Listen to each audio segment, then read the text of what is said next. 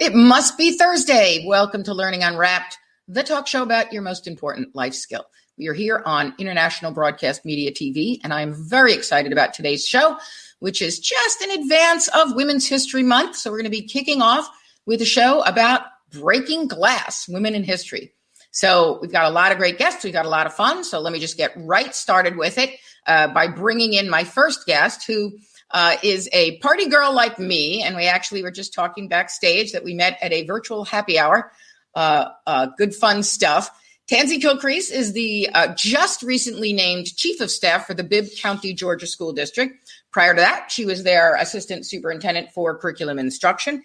She also just received the American Association of School Administrators 2001 Women in School Leadership Award.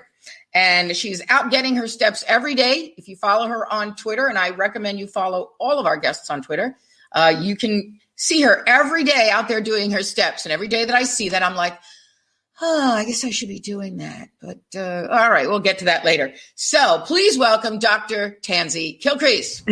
Hi, Nancy. Shout out to Bibb County School District. Yes, the best district in the nation. Woohoo! Until we get to another guest. And then Tansy, tell me about something you learned this week.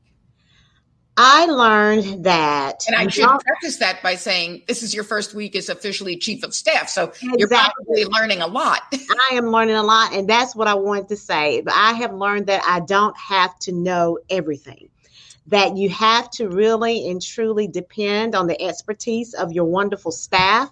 And that collective competence is so important. And so just realizing that you don't have to know everything and the importance of a team. And so it's been really good. I'm learning a lot and I'm enjoying myself.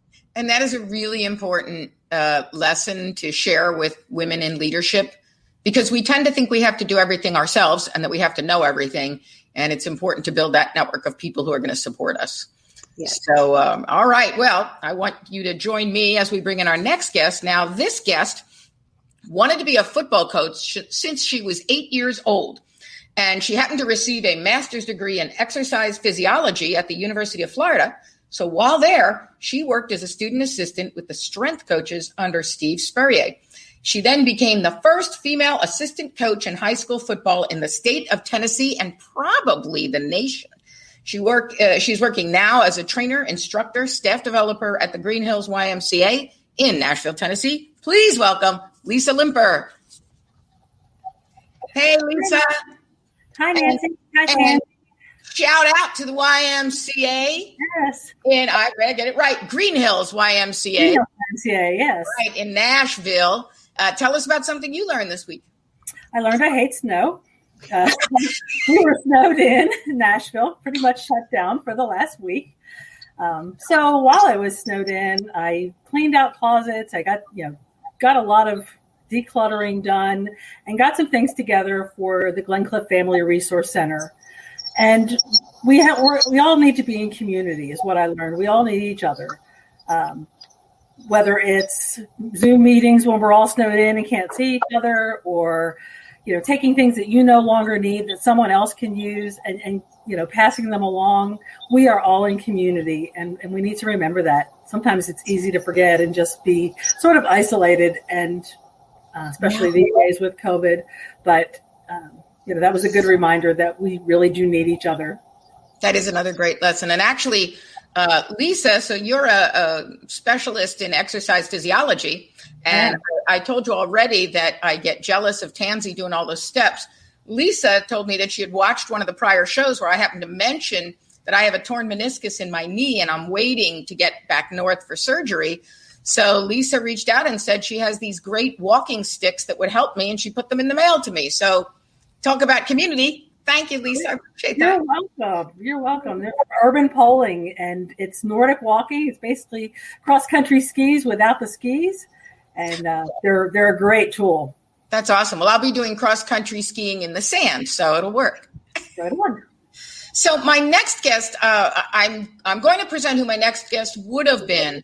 I am sad to say that Elnez Saraf had to cancel at the last minute because she was not feeling well. She's running a fever and she's going for COVID testing. So please send out some good energy, some prayers to this woman so that all is well with her. She is the CEO and founder of the award-winning Royby robot, the world's first artificial intelligence-powered smart toy that teaches children language and STEM skills. Her robot, Royby, was named one of Time Magazine's best inventions in education and Fast Company's 2019 world-changing idea. Her company was on the 2019 CNBC Startup 100 list as one of the world's most promising startups. So we can't welcome Elnaz to the show, but I hope that you will look her up, see what's going on, and in her stead, one of the men who supports women in shattering glass ceilings, Mark Medding, is joining us as the VP of Sales and someone who knows Elnaz very well. Yes, I do. Glad to be here. Thank you for having me. I really appreciate it, and it is an honor to actually speak about Elnaz because she is a special person, and never seen anybody with such drive and passion for what she's trying to do. And it's great to be part of this, and great to meet all you wonderful ladies here. Thank you for having me. So, Mark, thanks for stepping in at the very last minute because it was about a half an hour ago. That right? My pleasure. But tell us about Fast on my feet. Fast on my feet. You are. Tell us about something you learned this week. Oh my goodness! Well, it's only Thursday, and we got a puppy about a week ago. Say no more. And yeah, and I learned that they have to go out about every half an hour. So, but also, that's been fun. But the company, we are in fundraising mode right now, and we've been having several conversations with foreign countries and many entities, VC groups, and all kinds of different conversations. And it's been really eye-opening what's going on out there in the way of fundraising. So that's been pretty intense and pretty fun and a great learning experience, I think, for both of us, actually. So it's been great. That's cool. Well, I wish you guys the best, and I wish the company the best.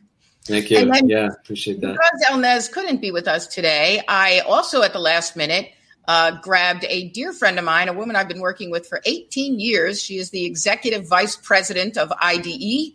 She also heads up our project with Edquidity Inc., learn.edquidity.com, to offer self-paced courses for professional development for educators and parents and business people. I know they're working on one now that will cross all of those constituencies on executive function. So that ought to be a lot of fun. And the reason I invited her to join me is because she is the proud mother of a girl who announced at a young age that she wanted to become a Disney Imagineer. So here to bring us the perspective of what it is to be the mother of a woman that we know will be breaking a lot of glass, please welcome Tanya Bosco. Hey, Tanya. Hi, everybody. Great to be here. Great to have you here. Nancy, always a pleasure. Thank you for inviting me. Well, thank you for, getting yourself all, gussied up at the last minute. Absolutely. Tell us about something you learned this week, Tanya. I learned the importance of planting seeds that grow later. So I've seen it happen so many times. It's come up so many times this week. You know how when one thing happens and then maybe you pay more attention to it, so you see it happening over and over again. But I've been talking a lot with my daughter about advocating for herself. And lo and behold, today she comes home from school and says, I sent a note to my my engineering teacher because we're starting another project and we were going to stay in the same groups, but I really need to switch groups and work with kids that are like really excited about engineering because the group I'm in, they're not as excited. And I have been waiting for this class for 2 years and I just want to be with, I want to like make the best of this. I was like, well, how cool is that? So yeah, for her. Shout out to my girl for advocating for herself. And I learned that I didn't have to keep saying to her, do this, do this, do this. It just took a little time for those seeds to grow. Self-advocacy is so important. Yeah. Awesome. And a skill that women, because we tend to be nurturers by what's that word? Nature. By nature. Nurture by nature. Nurturer by nature. I swear it's coffee in here. We tend to be nurturers by nature, that we don't always self-advocate, and that is so important, that it is so important for us to teach our little girls. So we had invited a very special guest to be here today, who is in the process of breaking another glass ceiling in her life. The challenge, however, is that she is in the middle of confirmation hearings to soon be confirmed, we hope, as the Secretary of Interior. The Honorable Deborah Haaland is actually a 35th generation New Mexican and an enrolled member in the Pueblo of Laguna. She was the first Native American woman to lead a state party in 2014. She was one of the first Native American women to be elected to Congress in 2018, because 2 were elected that year. And she is the first Native American woman to be nominated and hopefully confirmed for a cabinet position. She is the U.S. congressional representative from New Mexico, and we expect soon to be the Secretary of Interior. But she was unable to be here. So what she did was she graciously filmed an intro message to welcome all of you to the show. So let's hear from Deb Haaland. Hello, everyone. I'm Deb Haaland, a proud member of the Pueblo of Laguna and representative for New Mexico's 1st Congressional District. I'm grateful for the opportunity to join you on the Learning Unwrapped talk show today. Thank you for taking the time to raise awareness and celebrate women in history. Women are fierce.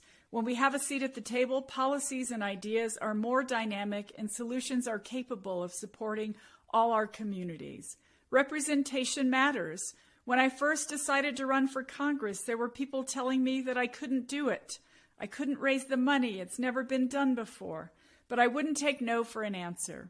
I worked hard, ran a campaign I'm proud of, and now have a seat at the table to stand up for those who have never had a voice, to highlight issues that are important to our communities.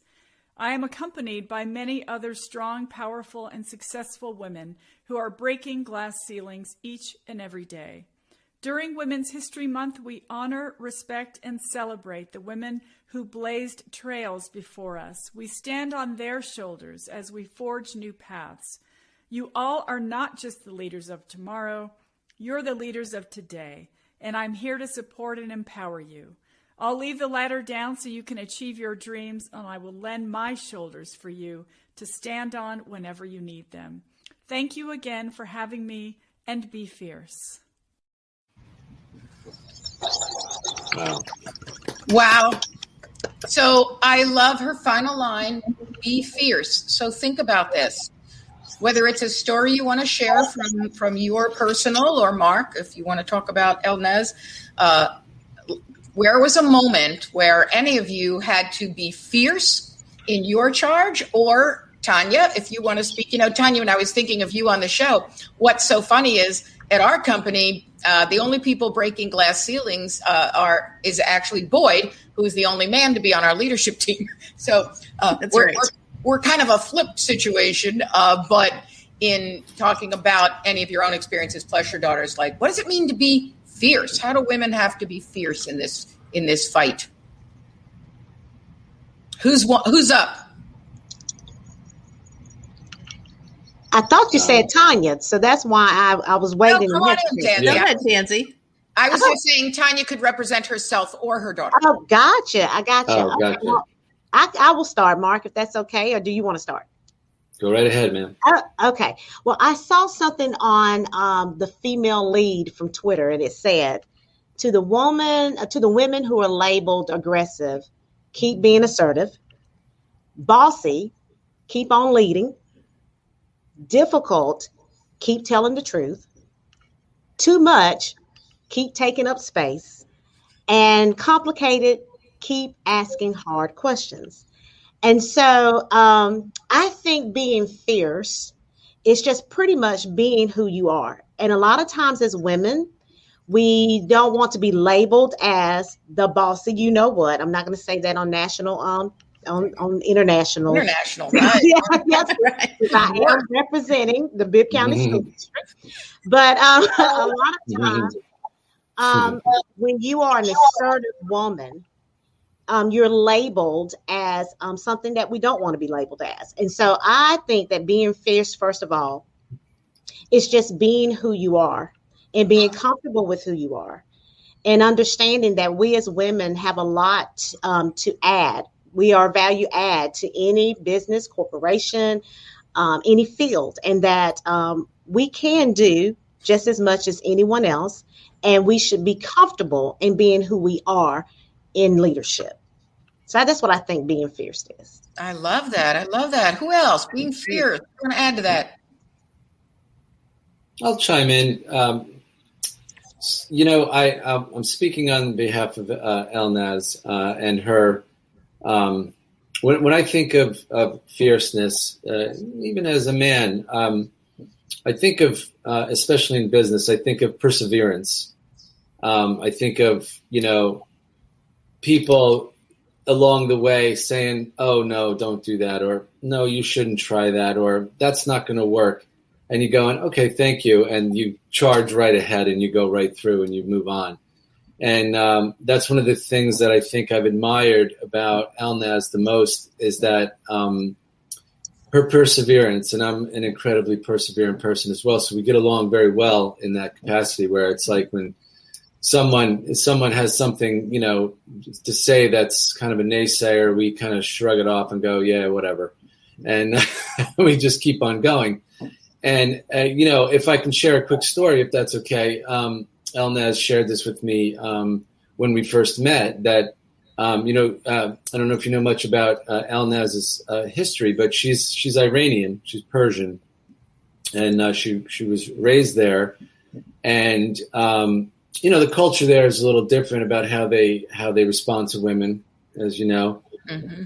And Elnaz, she had that entrepreneurial spirit from day one. I think she was born with it, actually. And she went out to start her own company in Iran. No one would listen to her. She was a young female. What do you know, right? So she had to take her father around to meetings because it would be the only way that she would be able to get attention. Mm-hmm. And these are like the kind of things like, all right, you're not going to listen to me. Well, you know what? I'm bringing, this is the kind of attitude that I think translates to fierceness, in my opinion, when I hear that. And so she decided because she figured out a way around the system. 100%. And once again, there's that perseverance. All right, well, you're going to tell me no. Well, I'm going to find a solution that will, have you say yes. And then I think she just said, the heck with this, I'm going to America. I don't really know the history of why she came to America or whatever, but I almost want to assume that it was probably because there was more opportunity for a woman to create a business and be respected in doing so. And so more about her as we go along the show. But, I'm a fan of Elnaz, very much so. And anyway, that's I my am too. And again, I wish, Elnaz, I wish you the very best in health. And I look forward to seeing you on a future show once you get better. What else? Lisa, Tanya, what are your thoughts on being fierce? Well, I'll jump in here. Okay. Well, go ahead, Lisa. Go ahead, Lisa. Okay. Kind of along the lines of what Mark said, persistence.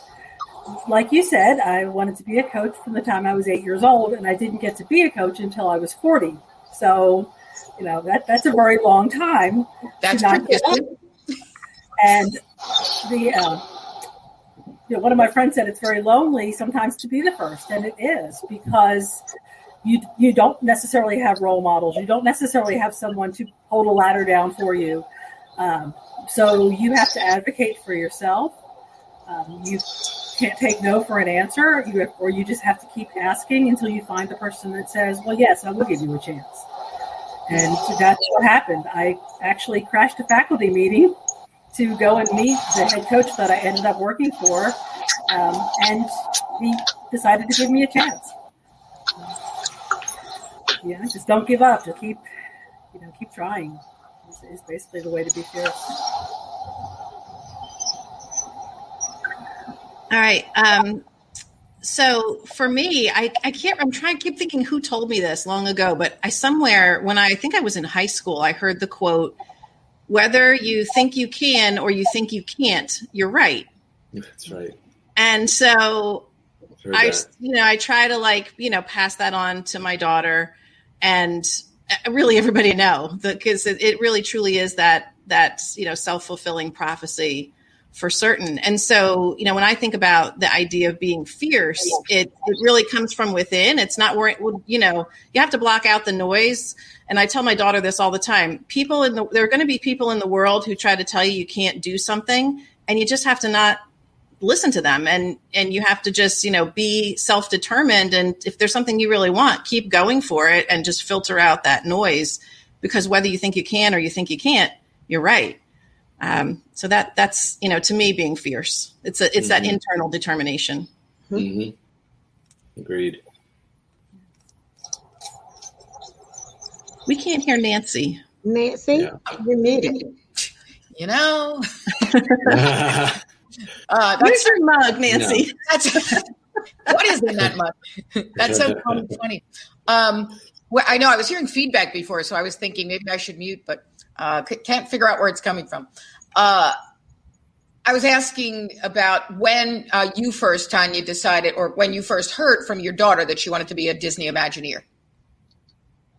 Well, I can remember the moment pretty much clearly. And actually, it goes with a shout out I have here for another woman. You had just given birth, and we're a Disney family, so she's kind of grown up with it. But she was 6, and we had an opportunity to go hear an Imagineer speak. Now, we had conversations about Imagineers before that, and who builds all the things at Disney and all of that. And we actually heard one of the greatest Disney legend Imagineers, Marty Sklar is his name. And after meeting him, that was all the conversation all the time. She got her book signed, but she bought a book with her money that she got for a birthday present, stood in line, waited this long line to get this Imagineer to sign her book, actually talked to him, which for her, she's was super shy at the time. She's coming out of her shell. And it was that just set the trajectory for her to see that things were possible. And then last year, just before everything shut down, we were fortunate enough to go to California to the Disney Imagineering studios and meet a female Imagineer, whom it turns out, and shout out to her name's M.K. Haley. She was the first female intern of Marty Sklar's. So it was so cool to meet her, and my daughter has kept in touch with her since then and sends her emails, and she's, I know we'll keep in touch with her and help her down the road with internships and things. So cool. And I know that she is often on our outro speaking about Disney. So we wish her the best, and our advice to you is be fierce. That's right. So I love too that Deb Holland talked about leaving a ladder down. How can women help other women continue to break those glass ceilings? Tansy, what are your thoughts on that? And or how have you helped other women? Well, I truly believe in the power of mentorship, because I had powerful mentors, female mentors, who have helped me to advance in my career, but not only powerful women, but I have a wonderful mentor right now who is my superintendent, Dr. Curtis Jones, and he's a man. So we have allies, we have advocates. However, I think we as women, since we know that, although the glass ceiling is invisible, it's very real. We know the struggle. We understand the struggle. We should be willing to step up and mentor others. And so I pride myself, one of my passions in this profession is mentoring other leaders and coaching other leaders. And so therefore, I'm continuously trying to encourage and empower females to take on those executive level positions. Because sometimes we feel like we don't have the time, or that our situations are that we can't do it. And so I'm always there trying to empower and encourage females to go into those positions and tell them, it can be done with a good support system. You can do it. So I think that that's the key, that we have to be willing to reach out to others and bring them along with us. Lisa, how have you helped other women follow in your footsteps as a coach? One of the things that I did when there weren't very many women was every time there was a conference, I would go. The American Football Coaches Association conference is 7,000 coaches from college and high school. Basically, every single college staff that is not playing for the national championship is there. And so it was 7,000 male coaches and me for the first few years that I went. But be visible to those coaches, so that if a woman did come and want to work for them, they would say, oh, yeah, I remember seeing one. I've met one at a conference, and she knew what she was talking about. And just to be visible when, we're not very many. Now, there are lots of women who are getting to coach, which is wonderful. We've got some in the NFL. The NFL actually has an initiative. Sam Rappaport, she is charged with getting women into positions in operations and coaching and scouting from the NFL. Lori Locust, who actually has a Super Bowl ring now, has been just phenomenal with reaching out to other women who are coaching, encouraging. And that's, when we're the first ones, that's what you need to do is encourage, because if you can't see it, you can't be it. I love that saying. I love too that you said, Lisa, be visible, because I think it's important when we do achieve that we are visible in that so that others see and then can follow suit and be encouraged by the fact that, oh, well, if she did it, maybe I can do it. Right. Oh, there is a coach. Right. There weren't coaches. You mean girls can coach football? Yeah. Exactly. Mark, do you have a story about El Naz that you would like to share? On the mentoring, I think I'd be speaking a little out of school, but because I'm not as privy to that information as I would like to be. But being that she was the one of the 7 women entrepreneurs under 40 to watch, last year, I know that her motivation is to empower other women and other younger women to grab a hold of their dreams and not let go. I see that inside her, that she's on a mission. We're very focused on what we're trying to do, but at the same time, she has a passion for wanting to help others. It's just an innate thing that she has, and I see that quality in her. It's really fabulous to see. That's wonderful, and I want to have her back on a show when we talk about what it means to be an entrepreneur. Because you should. She's got a great story. It's really pretty amazing. I remember years ago for Women's History Month when one of my client school districts asked if I would come in and speak to the students for Women's History Month, and I think they were expecting me to come in and speak about what it is to run a company or what it is to be an educational consultant. And I started by saying, my profession is entrepreneur. And then I went to talk about what it means to be an entrepreneur. And it was very fun because I thought if I defined myself, I would probably define myself as an entrepreneur who is always coming up with new ideas and wanting to start this, that, and the other thing. I think reinventing is part of my experience. So this is where I can give a shout out to my new book, because I'm all about how do we reinvent, how do we create, how do we build up. And I'm really excited to share that I'm going to be presenting at a conference next week in the United Arab Emirates. Of course, it'll be virtual, but on my new book and how reinventing the classroom experience actually builds academic resilience in kids. Because I think in this time, school has to change. We have to go back to a new normal. And so I am trying to break the institutional ceiling of changing what teaching and learning looks like to put students in charge of their own learning. So I'm hoping that the book was also accepted at the World Education Summit. And so it'll be presented there in March. So I'm hoping that it perhaps is the shot. Shout out to Nancy. Nancy, you make me so proud. Thank you. That's just phenomenal. Well, perhaps it'll be the shot that's heard around the world, right? We can only hope. If just if I can inject something real fast on Elna's behalf once again, when Roybe was created, the idea behind it was not only to work with children, but the idea for her was to change the way education is being utilized, and technology is being utilized. So it's kind of in line with what you're talking about. So even you should have a conversation with her just from that standpoint, because it's not just a product; it's a movement. Right. It's really a movement. It's utilizing artificial intelligence and an interactive way to, also get children off of a screen and be able to interact and at the same time learn, and there's so much content involved, and we create content constantly for that.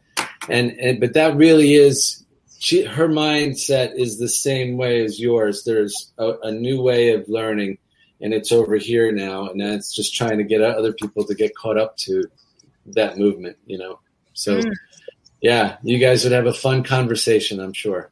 I'm sure we will. As soon as she gets herself better, we'll give her a day. That's all. One day, that's it. Yeah. Okay. Yeah. Tanya, what are your thoughts? Yeah, I'm just thinking.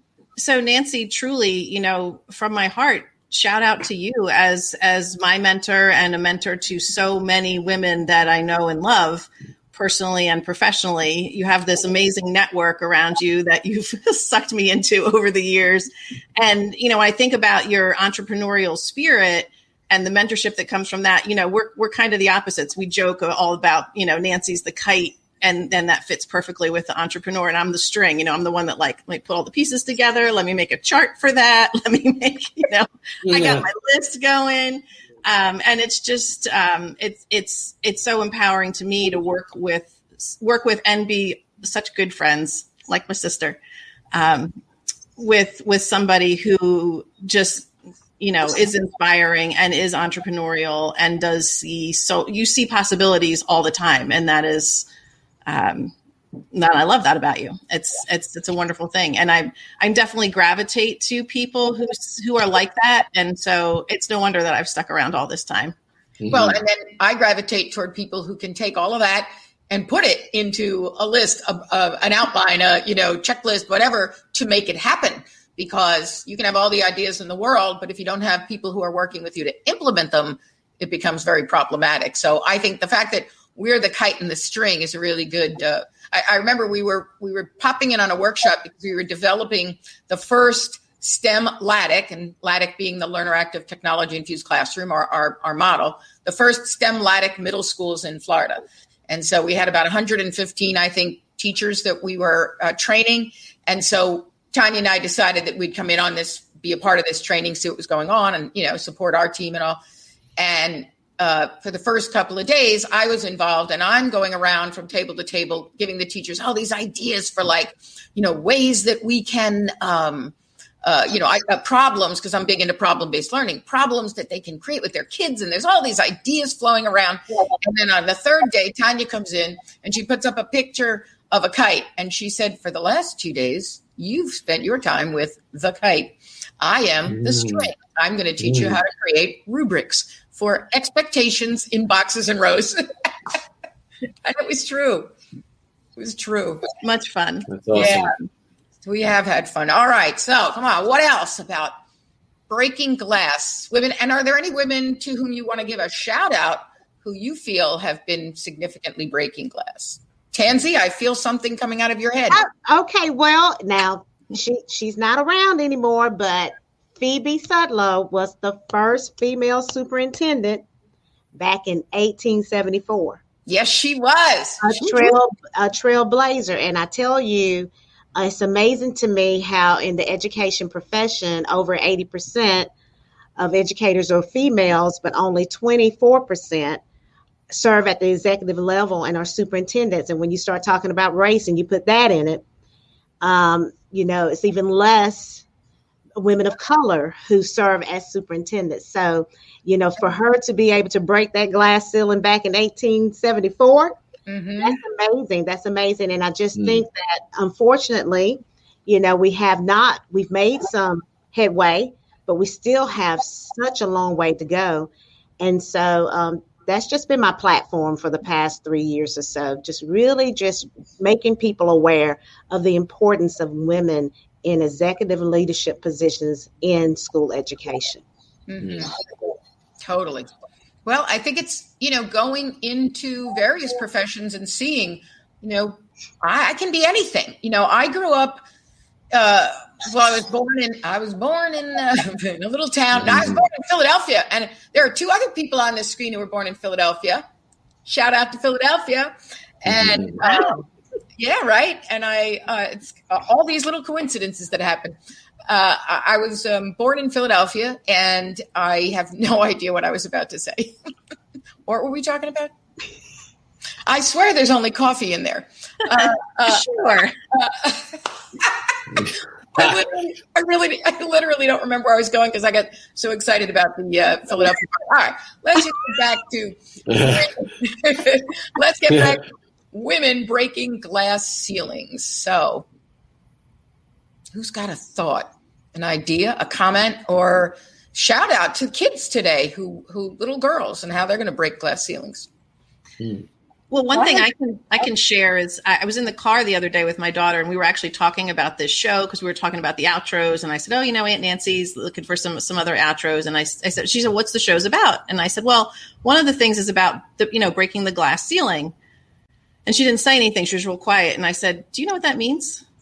And she said, no. And I said, you know what? I'm really happy you don't know what that means because yes. She doesn't even see that there's a glass ceiling. And I feel like that's the generation now. That's like, old school thinking, right? Like there is no glass ceiling. We could do anything we want to do, be anything we want to be. And we surround ourselves with, and I keep thinking about this idea of mentors and how important mentors are in all walks of life, every aspect of your life, having mentors. So that's my story. I'd like to erase the term glass ceiling from our vocabulary. We're not quite there yet, but we're going to get there. Right. Mm-hmm. Right. Mm-hmm. Good point. You're telling me the name of my show is bad.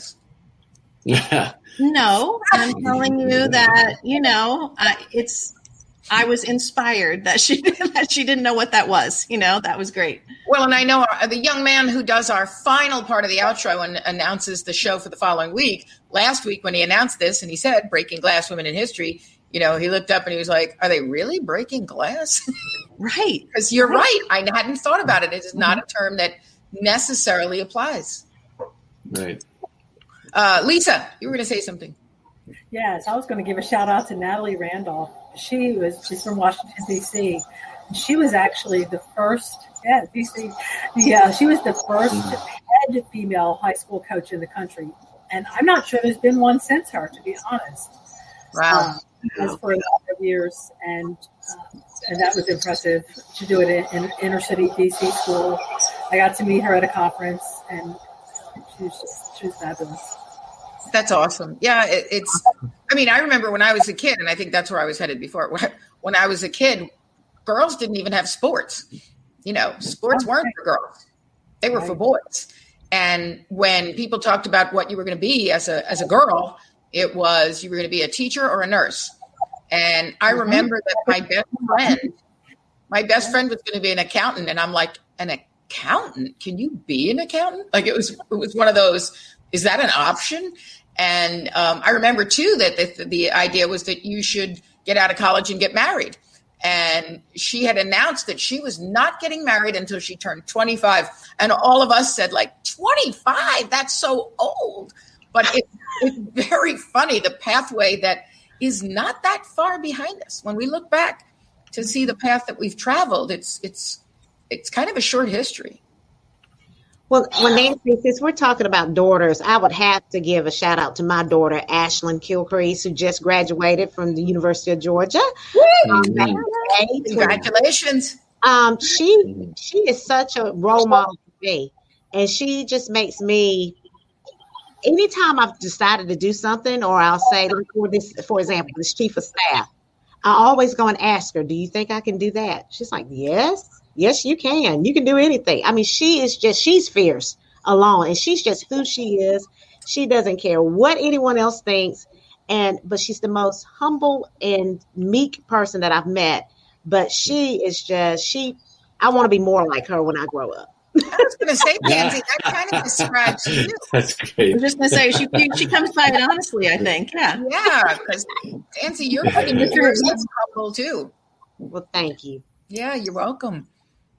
I saw Lauren commented a while ago in our comments that come up about her mom. And, someone was just mentioning about the idea of looking back. And I really like that idea of looking back at, at our mothers and how did our mothers inspire us? Because my mom certainly inspired me, yes. Just with the way she led her life and put the belief in me that I could do anything I wanted to do. And I feel like it's so important to pass that on, as mothers, fathers, pass that on to our children. It's not just about, the women, it's about the men in their lives too. Yeah, you could be anything. You can be anything. All right. Well, I can't believe it's already 5:40 because we need to take a break for what's in your mug. So, audience, tell us what is in your mug. And if you are watching live, don't be afraid to just jump onto the chat. Well, if you're watching live through YouTube, not all of the venues through which you can watch this show have the live chat, but YouTube does. So feel free to put in there what's in your mug. Now, I picked a very special mug that I ordered for this show because you will notice it is a Pueblo, and the ladder is down. So, Deb Holland, hats off to you. What a wonderful statement you made about leaving the ladder down for others. And I'm still drinking my McDonald's decaf coffee that I go for every week because it's so yummy. What's in your mug? Well, I'm actually, you might call two-fisting it here. Yeah. So, nice. I've got my Mickey mug here filled with my vanilla chai tea, and that's my daughter said when she said, "Well, what mug are you going to choose?" She said, "You have to do a Disney mug." So I got my Mickey mug as a shout out. The happiest place on earth. And then the second happiest place on earth is where I work with Nancy. So shout out, and I won't tell you what's in this one, but it's a little bit more fun. So, Lisa, what is in your mug? Well, I'm drinking some ginger tea out of an American Football Coaches Association mug. And what's neat about this mug is that this is a committee gift. So there are about 15 to 18 committees from the AFCA, and I'm on the registration committee. Now, as you can imagine, there are not very many women. Possibly I'm the only one that's ever been on a committee. Wow. So this committee is really special. And do you want to know why I was on that committee? Why? Because I asked. I love that. Because you're fierce. But if I hadn't asked, I wouldn't be. So the lesson is don't be afraid to ask. Yeah, you can't sit back and assume that someone is going to clear a path, a desk, a place at the table for you. If you don't ask, you don't get. That's right. I like to say, if you don't ask, the answer is always no. You don't ask, you don't get. Right. So, Mark, what's in your mug? Oh, God, I'm so boring. This is leftover coffee from like 9 a.m. this morning, and it smells good. But the mug, look how hard he works, Elnaz. That's right. I'm nonstop. But I will share, even though you can't see any of it anymore, this mug was given to me by my beautiful daughters. They're now 13 and 16, but they were, this is about 10 years ago for Father's Day. You can barely see any writing, but there was writing all over this. Happy Father's Day. I love you, Daddy, blah, blah, blah. All that good stuff. It's all worn off now, but it's still my favorite mug. I still drink. This is my morning comfort right here. That's great. And if I did have time today, I would have made my afternoon. I get that like 3-4 o'clock. I get that I need something, and I love chai tea, and I usually have a chai tea in the afternoon, and it would be in here, but I didn't get to it. Well, that's because I think at that time Elnaz was saying like, Mark, exactly. I'm like, what TV show? What? All right, women empowerment. That makes yeah. All right, I'm here. I'm in. Anthony, what's in your mug? Well, like George Washington, I shall not tell a lie. Lauren. There's absolutely nothing in here. However, if there was something in here, I'm going to give a shout out to Taste and See Coffee Shop here in Macon, Georgia. And I also want to tell you about my mug. It stays here with me. It is the Georgia Curriculum and Instructional Supervisors Group mug. And I am on the board of directors for that organization. And so teaching and learning is my heart. And although I'm the chief of staff now, and I'm very excited about this new opportunity, teaching and learning will always, and curriculum instruction will always be my heart. So that's why I have it there. And you'll see the wonderful state of Georgia. I know. What a beautiful mug. Thank you. Ooh. Did I get to everybody? All right. So let's continue the conversation. We're talking about women breaking glass. So I love what you said before, Tanya, that a lot of people, girls today, don't even know the phrase of breaking glass because, you know, they're not looking at it that way. And we're getting smaller and smaller in terms of, you know, the first woman too, which is a wonderful thing. So let's just talk about what it means to be women who are leading. What do you think are the skills? What advice would you give to other women who are going to, or Mark, what advice would you give to women who are going to lead others? Would you like, are you asking me to go first? Sure, you can go first. Advice to lead others. How do you lead your daughters? Well, that's a great question. And, I appreciate you asking that because one of the women on here popped a question up, what would I think the question was something to the effect of, thank you, Lauren. What advice do you want to give to men about raising fierce girls? Great question. And it is an excellent question. And I appreciate the acknowledgement there. I feel like so much comes to mind, but to keep it brief and succinct, open-mindedness and getting out of the way. Let them, guide them, but get out of the way. Let them think out of the box. Let them look at things. I'm an entrepreneur. I've been, the spirit is in me. So I try to impart that onto my children. And by doing that, I open that door up for them to, look at something as it is, but look at it from different angles. Like what is it? Don't just look at it straight on, and keep that open mind and ask lots of questions. And I think that so my daughters are going to be 14 and 17, and my older daughter, let me tell you, she's got that spirit, boy. It's insane. She's so brilliant, and there is no ceiling to break glass for her. Yeah. There is none.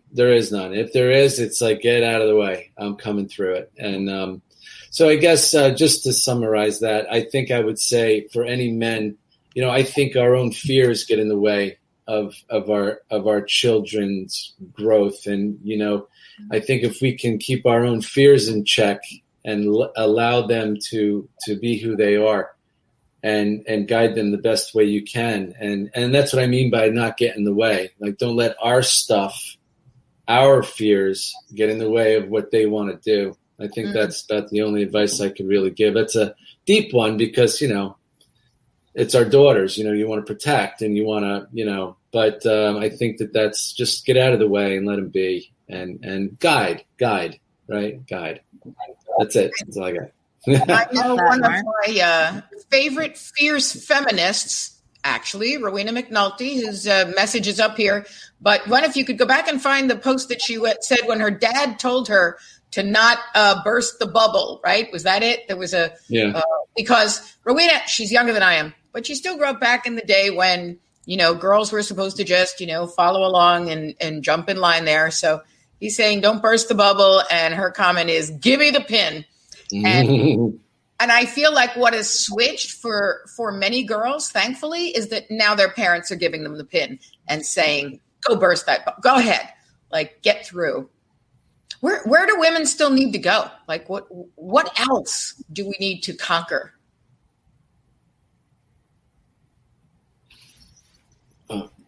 What do we not need to conquer? That's sense, you know. We need to cut. There are very few women senators. Very few women senators. Okay, we need more. Okay, girls out there, start running. Mm-hmm. That's right. That's right. And then Tansy, as you were saying before, when you add race to it. Most definitely. Mm-hmm. How do we empower our young girls of color to because they're kind of battling two ceilings. Yeah. Right. It's a powerful question that has me really thinking. Because my father and my mother, who were absolutely phenomenal parents, my dad used to always tell me, you're a double minority. And I know that's probably not even politically correct now, but that's what he used to tell me. And he used to say, you're female, and you're Black. So you're going to always have to do more, prove yourself, be more. And I'm just glad they're still around to see everything that I've been able to accomplish because of them. But I think when you ask, what do we need to conquer? I really do think we need to conquer our fears and just go out there. And like someone said, just do it, just take risk, be innovative, be creative, just be wildly aggressive and fierce. Yeah. And I think if we can conquer that, we'll have more women serving as leaders. And we have so much to add. So you just got me thinking over here, Nancy. Good. I like it to be a thought-provoking show. And I saw several people put in the comments their president, because you're right. We still are one of those countries. Most definitely. I mean, we're a very advanced country, a leader for other countries, and yet we've never had a female president, and so many other countries have. So that's we're looking for Kamala to do that. Sorry, that's my personal shout out. What else? Where else do we need to go? What new territories? We really have a lot in sports, right? A lot of places to still roam. For sure. But this last year or so, the Red Sox have a general manager that's a female. Women in the Super Bowl. Things that I never thought I would see. And now it's normal. Major League Baseball's next, right? Yeah.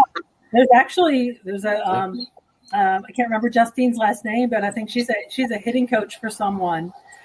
I want to see an umpire. I want to see a female umpire. Why not? Wouldn't that be cool? Get a female behind the plate there. One of the biggest compliments I ever got one of my players. His mom said something about being walking in somewhere and into the locker room, and he said, "Well, you can't go in there. You're a girl." And she says, "Well, Coach Limper's in there." He says, "She's not a girl. She's a coach." I love it. I love that. That's a good one. That is great. I'm loving some of the comments that are coming up. There you go, Tansy. Time for you to write a book. Oh my gosh, wildly aggressive. That'd be a wonderful title. Right? There it is. I've got a publisher for you too. So come on, get writing. Well, that's what I'm thinking too. To your question, Nancy, about where do we need to go next? Where we need to go next is to overcome, Mark mentioned fear, and Tansy talked about being wildly aggressive, and Lisa's, bringing in this idea that there's no limits. I feel like that's where we need to go next, is to just really shift the conversation, shift the belief, flip the triangle, if you will, Nancy, one of your favorite things, like to really think about inspiring girls and women, and just instilling in them the belief that you could do anything. Anything is possible. If you believe you can, and that's it. And that's how we change the world. Yeah. Well, what I love about Mark being on the show and really being here speaking on behalf of how do you say it? Elness? Yes. Elness, yeah. Yeah, is we need more men who understand this issue. And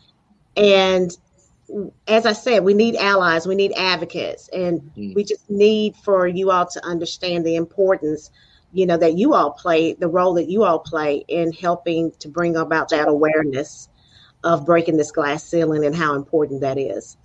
If I can comment on that, I feel like there's that there's a divide between the generations. So the older generation, I think, has more of that stigma of, oh, okay, here comes a woman who's gonna, what is she gonna do for me? Versus the generations that are coming up, and even I would say even my generation, which I think we're all in the same, see more equality. Whereas I guess my point is I think it's generational. And if you can figure out a way for men to not have mommy issues, that might be it. I'm just joking. But seriously, I do believe that the push of women leaders is there's more and more of them, so they're becoming more and more commonplace in our generation now. And even I'm 53 years old, so I would probably say that there's even men in my generation, in my age group, that are probably that old school. I'm not, but there are still that old school. But as they come up from men in their 20s, 30s, 40s, this is going to be more commonplace, and it's not even going to be a thing. So I think that that's really my own personal, being a man and seeing it open-mindedly, that I think there's going to be less conflict for women to be able to lead in the years to come, because it's not even going to be a thing anymore. That's my hope. And that's really truly my belief, is it's that kind of thing. And the more women are doing what they're doing, like all of you here, and there's so many more that are doing amazing, amazing things.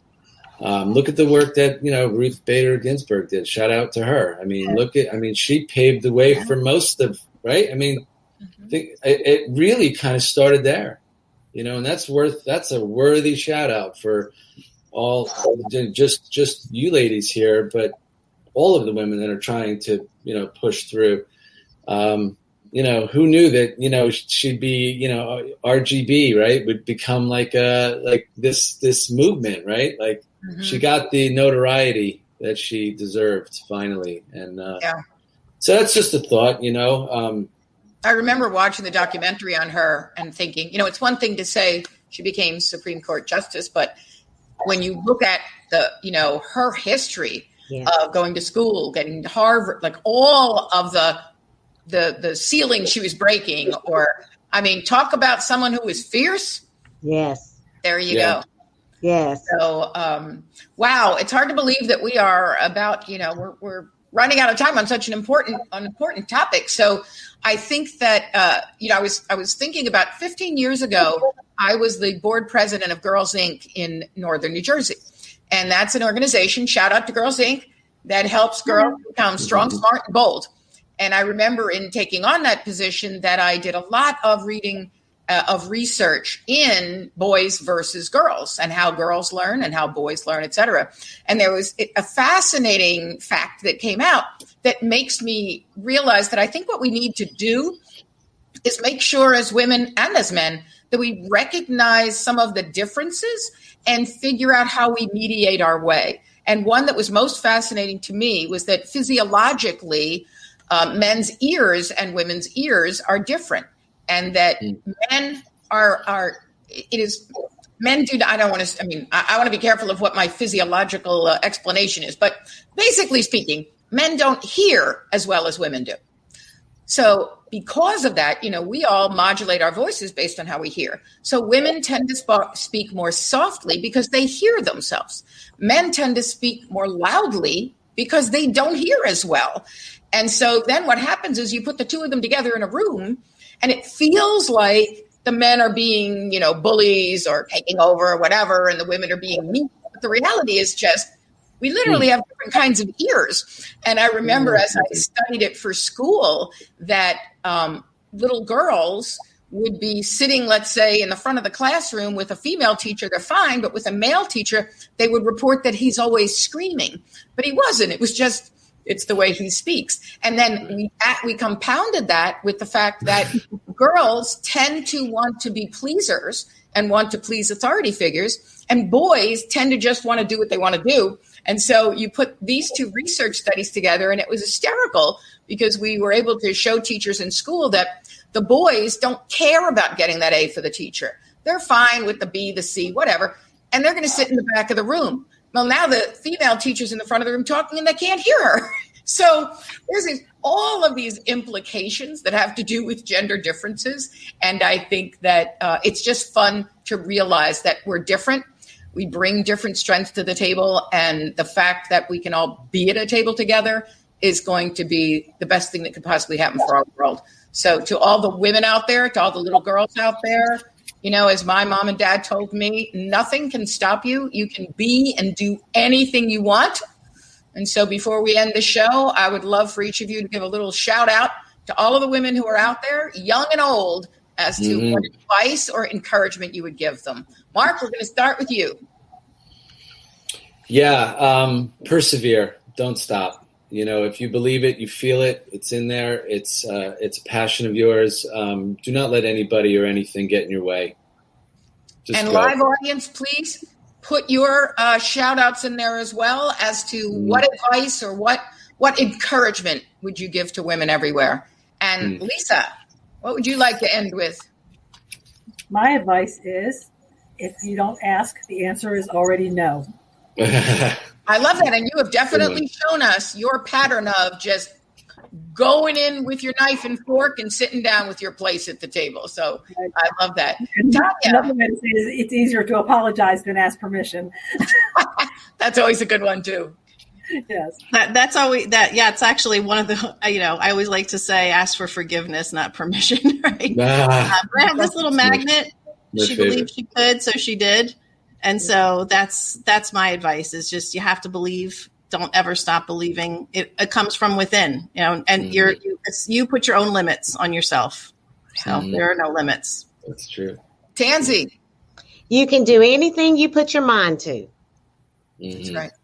There's nothing to stop us. And that's the most important thing to remember. And a shout out again to Deb Holland for giving us a wonderful intro for the show today and leaving the ladder down for women everywhere. Appreciate that. We are going to head backstage, but the audience is going to get to see some of the girls of IDE share with us what they want to be when they grow up. Have a great week. We'll see you next week for Unlocking Leadership at All Levels. I love you guys. See you backstage soon. Live audience, see you next week. But watch the outro first. I want to be a ballerina. When I grow up, I want to have my own bakery called Cats, Cakes, and Cookies. That's alliteration. When I grow up, I want to be a doctor. When I grow up, I want to be an artist. This is my drawing pink flower I made.